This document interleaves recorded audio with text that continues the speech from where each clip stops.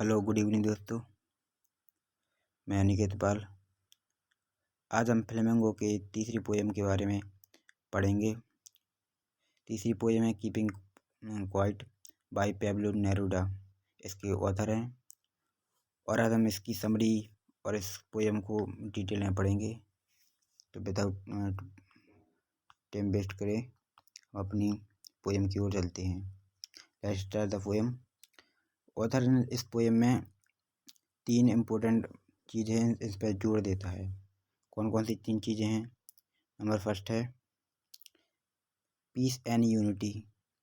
Second is mutual understanding, मतलब एक दूसरे को समझना। थर्ड इज इंट्रोस्पेक्शन, यानी आत्मनिरीक्षण, कि हमें अपनी पूरी वीक एवरी सिंगल डे का इंट्रोस्पेक्शन करना चाहिए, आत्मनिरीक्षण करना चाहिए। तो हम अपने आज की पोएम के बारे में देखेंगे। Now we will count to 12 and we will all quiet still। यहाँ ऑथर बताते हैं कि हमें 12 तक गिनना है और हमें शांत रहना है। 12 तक क्यों? 12 तक हो सकते हैं कि 12 महीने हो सकते हैं, में साल में होते हैं, इसलिए या घड़ी में 12 तक ही बजते हैं, इसलिए हमें 12 तक गिनना है और शांत रहना है। Let's move further. For once on the face of the earth let's not speak in any language. Let's stop for 1 second and not move our arm so much। अब ऑथर बताते हैं कि हमारी जो पृथ्वी है, हमारी पृथ्वी के चेहरे पर, यानी हम पृथ्वी पर ही रहते हैं, यानी पृथ्वी पर। Let's not speak in any language, हमें कुछ भी नहीं बोलना है, कोई भी भाषा या कुछ नहीं बोलना है। कब तक नहीं बोलना है? लेट्स स्टॉप टू 1 सेकेंड, मतलब कुछ क्षण के लिए, कुछ समय के लिए हमें कुछ नहीं बोलना है पृथ्वी पर। And not move our arm so much, और हमें अपने आर्म यानी हाथ नहीं बहुत ज़्यादा हिलाने। हाथ ना हिलाने का मतलब है हमें कोई भी काम नहीं करना है, मतलब हम अपने हाथों के द्वारा लगभग प्रत्येक टाइम ईच टाइम कुछ ना कुछ काम करते रहते हैं। तो हमें अपने काम बंद कर देना, कुछ भी नहीं करना है। आगे देखते हैं।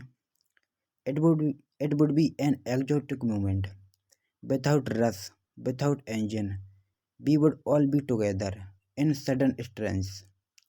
यहाँ उत्तर बताते हैं कि यह it would be an exotic यानी अनोखा, यह एक अनोखा फल होगा। मतलब शांत हो गए।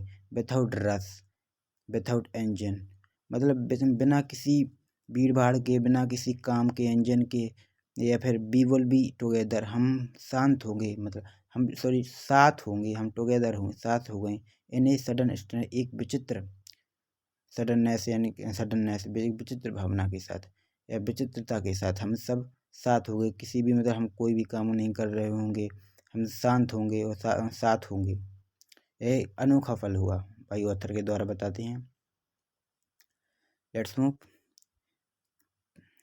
Fisherman in the cold sea would not harm whales, and the man gathering salt would look at his hurt hands। यहाँ उधर बताते हैं कि जिस तरीके से जो कोई भी फिशरमैन या मछली पकड़ने वाला जो समुद्र के किनारे वो नमक बनाता है, जिस प्रकार से वह अपने हाथों से नमक इकट्ठा करता है, नमक बनाता है, इकट्ठा करता है, तो उसके हाथ छिल जाते हैं। लेकिन फिर उसके जब वो जिस समय वह नमक या सॉल्ट को इकट्ठा कर रहा है, उस समय उसको मालूम नहीं पड़ता, उसके बाद उसको एहसास होता है, महसूस होता है। तो फिर हम आगे चलते हैं। सेकंड आगे देखते हैं। Those who prepare green bars with gas, bars with fire, victory with no survivals, but put on clean cloth and walk about with their brothers in the shade doing nothing. यहाँ फिर बताते हैं कि जो लोग तैयारी कर रहे हैं ग्रीन बार्स मतलब है कि हमारे जो ग्रीन बार्स है, खेती बाड़ी, हरी भरी हरियाली है, उन्हें नष्ट करने की जो भी कोशिश कर रहा है। बार्स विथ गैस, किसके साथ? गैस, यानी जो भी गैस कह सकते हैं कोई भी जो भी बम वगैरह बनते हैं सभी गैस के द्वारा बनते हैं। गैस के द्वारा जो हमारी ग्रीन खेती को नष्ट करना वाले हैं या करना हमारे शत्रु हैं, उनसे कह रहा है जो भी हमारे ग्रीन बार को बार करते हैं और बाई गैस के द्वारा एंड बाई फायर यानी आग के द्वारा। विक्ट्री विथ नो सर्वाइवर मतलब ऑथर यहाँ बताते हैं कि जो अगर वो जीत भी जाएं तो जैसे दो देशों की वैध युद्ध हुआ, एक दूसरे को मार दें तो वह रहेंगे कहाँ, सब नष्ट हो जाएगा। इसलिए बता रहे हैं ऑथर। एंड आगे देखते हैं would put on clean cloth और वह उन्हें पहनने चाहिए क्लीन क्लोथ यानी साफ सुथरे कपड़े मतलब और walk about the there brothers in the sad और उन्हें अपने जैसे क्लीन क्लोथ का मतलब है शांति के साथ रहना चाहिए और अपने भाइयों के साथ मतलब हमें एक दूसरे के देश को भाईचारे के साथ समझना चाहिए। और हमें एग्जाम्पल लिया है कि और हमें एक साथ बता रहे इन ए सैड डूइंग नथिंग मतलब कि यहाँ छाया में बैठने का अर्थ है कि हमें साथ रहना चाहिए और कुछ ना करें मतलब हमें कुछ वैसी लड़ाई झगड़े नहीं करने चाहिए। What I want should not be confused with total inactivity. Life is what it is about. I want to truck with death. If we were not so single-minded about the keeping our lives moving and for once could not nothing, perhaps a huge silence might interrupt this sadness of never understanding yourself and treating our ourselves with death। यहाँ उधर बताते हैं कि जो मैंने बताया what I want should not confuse, मैंने जो भी आपको बताया है उसमें आपको परेशान या कन्फ्यूज होने की कोई ज़रूरत नहीं है। विदाउट टोटल इन एक्टिविटी मतलब ये सब काम है, इन एक्टिविटी मतलब ये सब काम है लाइफ की। What is life it is about मतलब जो भी काम हो रहा है सब एक ज़िंदगी के पार्ट ऑफ लाइफ हैं और कुछ नहीं है। I want to no truck with death truck यानी संबंध है। आई वॉन्ट नोट मैं भी इनमें कोई भी विरोध या संबंध नहीं चाहता अपनी, जो सबको मालूम है कि एक दिन मर जाना है। If we were not so single minded यदि हम नहीं होते हैं सिंगल माइंडेड नहीं होते हैं about the keeping our life moving मतलब हम उधर बताते हैं कि हमें सिंगल माइंडेड रहना चाहिए मतलब अपना काम करना चाहिए and keeping our lips moving and for once could not nothing. यहाँ उधर यहाँ क्या बताते हैं और हमें अपनी लाइफ जो ज़िंदगी है शांति से बितानी चाहिए मतलब हमें हमेशा सिंगल लाइफ उधर बताते हैं कि हमें सिंगल माइंडेड रहना चाहिए और हमें अपनी लाइफ शांति से बितानी चाहिए। और क्या कहते हैं फॉर वंस डू नथिंग और लगभग कुछ नहीं करना चाहिए। कुछ नहीं करना चाहिए का मतलब ये नहीं है कि आप शांति से बैठ जाएं, मतलब हमें शांत मतलब लड़ाई झगड़े और इन वॉर से दूर रहना है। पर have a huge silence a huge मतलब एक बड़े साइलेंस की एक चुप्पी की तरह शांत रहना चाहिए मतलब शांत रह के अपना काम करना चाहिए।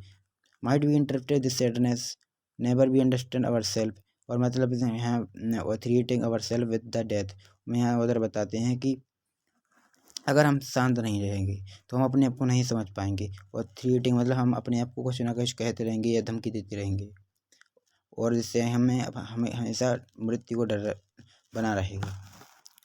लास्ट स्टैंजा है पर have the earth can teach us and when everything seem death and later prove to be alive. Perhaps शायद the earth can teach us हमें पृथ्वी सिखाती है, यह दुनिया अर्थ हमें कुछ ना कुछ सिखाती है। व्हेन कब व्हेन एवरीथिंग सीम्स डेथ जब हमें हर एक चीज़ मृत्यु नज़र आती है मतलब हमें डेथ नज़र आती है। Later the prove to alive और बाद में हमें क्या नज़र आती है? अलाइव, एक ज़िंदगी नज़र आती है। तो फिर क्या मैं पोएट बताती है, now I will I will count up to 12 and you keep quiet and I will go. उधर कहते हैं कि जब तुम्हें ज़िंदगी नज़र आए डेथ के बाद तो तुम्हें 12 तक गिननी चाहिए एंड कीप क्वाइट, और तुम्हें 12 तक गिननी चाहिए और मैं चला जाऊँगा। इस प्रकार से आज हमने फ्लेमिंगो की तीसरी पोएम के बारे में देखा। इसके पहले भी हमने आपको बताया था कीपिंग क्वाइट इसमें इम्पोर्टेंट 3 बारे में ऑथर की 3 इम्पोर्टेंट पॉइंट थी। ये पहला था piece and unity, PACE, piece and unity. Second is mutual understanding, mutual MEATUAL,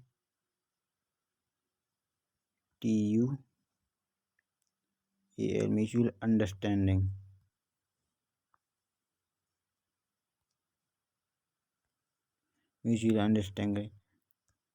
third is, एक मिनट, तीसरी यह थी कि इंट्रोस्पेक्शन, मतलब अपना आत्मनिरीक्षण करना। इंट्रोस्पेक्शन, आत्मनिरीक्षण करना। 3 इम्पोर्टेंट पॉइंट बताए थे ऑथर ने। और तो फिर इस पोएम के बारे में देखते हैं। तो इसमें 2 या 3 लाइन में सिमिली और मेटाफर पूछ, मतलब आपको फिगर और इस बतानी होती है। तो यहाँ देखेंगे अर्थ कैन टीच अस, यहाँ लिखा है। यहाँ अर्थ कैन टीच अस यानी पर्सोनिफिकेशन में तुलनात्मक अध्ययन किया जा रहा है। पर्सोनिफिकेशन यहाँ मेटाफर है। तो फिर आज हम समझते हैं आज के लिए इतना ही काफ़ी होगा कि आज हमने